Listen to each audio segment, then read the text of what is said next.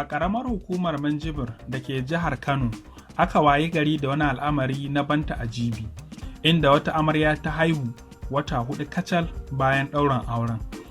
Shi dai angon wannan mata ya yi zargin an damfare shi ne inda aka ɗaura masa auren matar duk da cewa an san tana da juna biyu. Ba da wata-wata ba kuwa angon ya maka masu ruwa da tsaki a wannan aure daga bangaren amaryar gaban kuliya.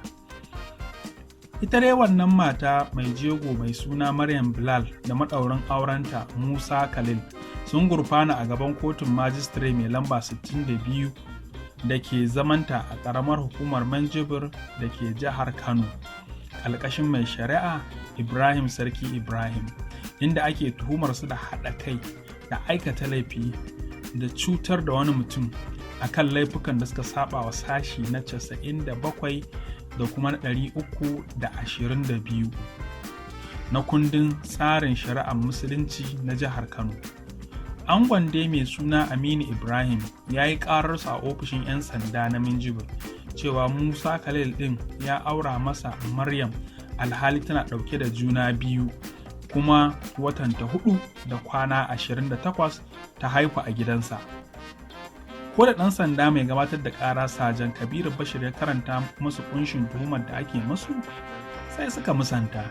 A nan ne mai shari'a Ibrahim Sarki Ibrahim ya ɗaga zaman zuwa ranar 14 ga wannan wata da muke ciki don ci gaba da sauraron ƙarar ba da belinsu. Daga nan ne lauyan da yake kare waɗanda ake ƙara ya roƙi kotun da ta ba da belinsu, kuma kotun ta amince da roƙon ta bayar da belin nasu, bisa sharaɗin sai an samar da mutane biyu masu kamala su tsaya musu, sannan kuma su ba da hotunansu na fasfot guda 2 a kotun, sannan kuma ɗan sandan kotun ya je ya gano gidajensu. In kuma waɗanda aka yi belin suka tsere wa shari'a, masu belin za su biya 100,000 kowannensu.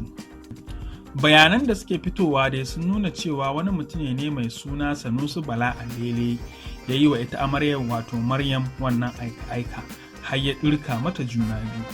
Allah Ubangiji ya sawake ya kuma kare mu daga tafka abin kunya.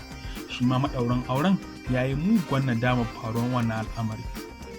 Domin samun labarai da ɗumi su, kuna iya subscribing ɗin wannan channel ɗin, kuma kuna iya danna ƙararrawar notification domin sanin da zarar an ɗora sabon labari.